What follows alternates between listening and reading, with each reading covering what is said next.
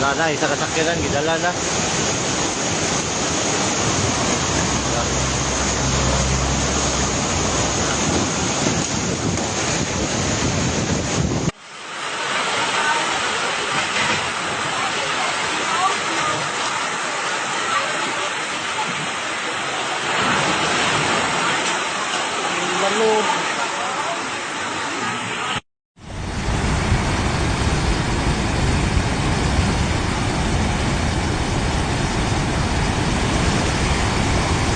In early February 2026, the Philippines experienced widespread flooding and landslides as a result of a tropical cyclone that brought persistent, heavy rain across large parts of the southern and central islands.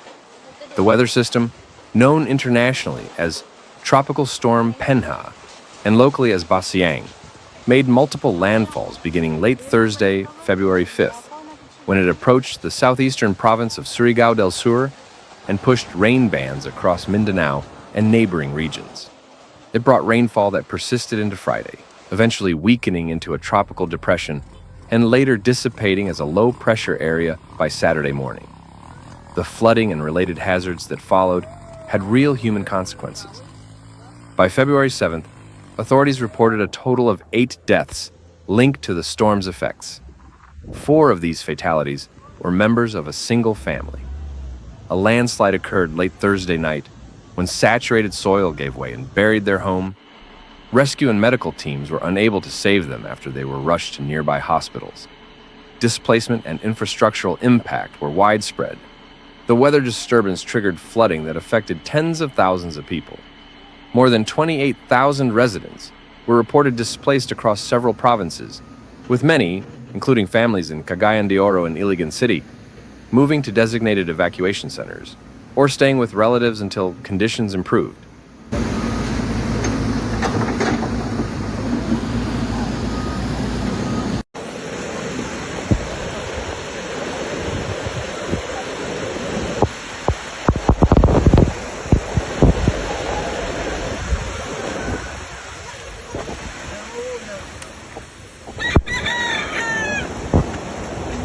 In parts of Iligan alone, local officials placed about 3,800 families under immediate relief support due to floodwater intrusion and related disruption. The city of Iligan also saw significant damage to transportation infrastructure. As the Tubod River and local drainage systems were overwhelmed by sustained rainfall, flood currents became strong enough to weaken key crossings. A year-old steel bridge in Barangay Pugaan collapsed under the pressure of floodwater and debris, severing one of the main links on the national highway and disrupting travel and relief logistics in the area. Vehicles were reported swept from roads in some barangays, and in lower areas, water reached waist-deep levels before emergency responders could assist residents to safer ground. Bahain na. Puerto bahain na. 12:44. Tubod Bridge, Monte Update.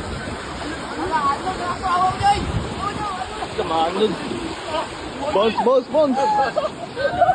In both Iligan and Cagayan de Oro, communication and transport were strained. Floodwaters inundated major thoroughfares, and in several communities, main roads and national highways were rendered impassable, forcing local authorities to rely on alternate diversion routes while they cleared debris and mud. The conditions prompted the Iligan city government to declare a state of calamity, enabling quicker release of relief funds and support services. Flooding was not confined to those 2 cities. In Misamis Oriental Province, which includes both Cagayan de Oro and surrounding municipalities, more than 32,000 individuals were reported affected by the storm's rainfall and floodwater, according to provincial disaster risk data. Other provinces in the Caraga and Visayas regions also recorded significant displacement and flooding, including in Agusan del Norte and Surigao del Sur, where evacuation centers sheltered thousands as riverbanks, and low-lying areas were inundated. Sea and air transport were disrupted across much of the archipelago.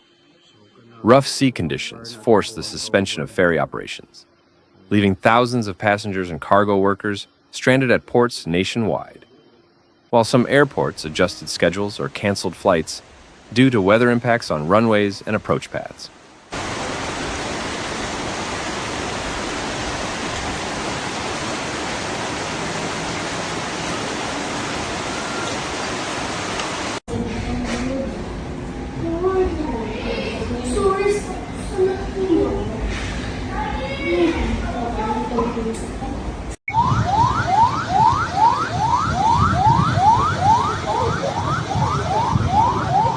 Emergency response followed a structured but multi-layered path.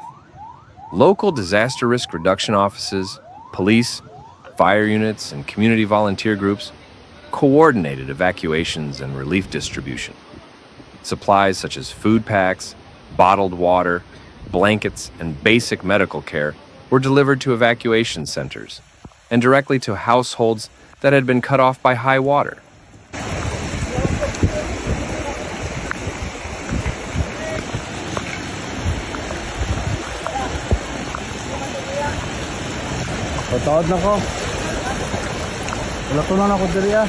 Health teams monitored evacuees for injuries and symptoms of waterborne illness, which can increase after prolonged flooding.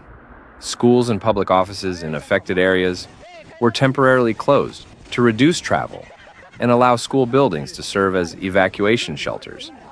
In parts of northern Mindanao, officials communicated regularly with residents about expected rainfall, rising river levels, and advisories to avoid flood-prone streets. After the rain eased, authorities began systematic damage assessments.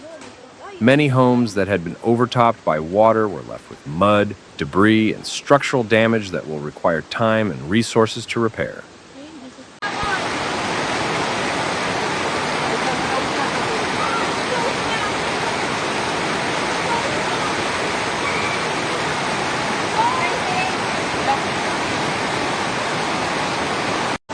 Dili namin katabok pa. Mao ni Dili namin katabok pa der. tubod. Pabot na lang miyan eh. Tubod bridge, Iligan City. Nagawang tubig. Birthday na gyud. Maong titatanang sa Iligan nag-ampi ng pagbantay. Roads and bridges that remained intact were still subject to inspection for hidden erosion, and engineering teams focused on prioritizing routes essential for the movement of goods and emergency services. The broader context of this event highlights the Philippines' ongoing vulnerability to tropical weather systems. The country regularly experiences around 20 tropical cyclones annually, and the combination of heavy rain, terrain, and settlement patterns means that flooding and landslides remain persistent risks. The impact of Basyang underscores the importance of monitoring early warning systems and continued investment in infrastructure and community preparedness. By early February 7th, weather authorities reported that the storm system had dissipated into a low-pressure area, and no new tropical cyclone formations were immediately expected. Residents and local governments were advised to continue following updates from the Philippine Atmospheric, Geophysical, and Astronomical Services Administration, PAGASA, and disaster management offices as recovery and stabilization efforts continued. Kiri kanan, situasi LD sekarang, hati-hati kamu.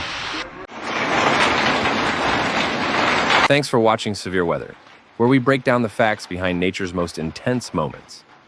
If you found this video helpful, please like, comment, and subscribe. Your support keeps this channel going.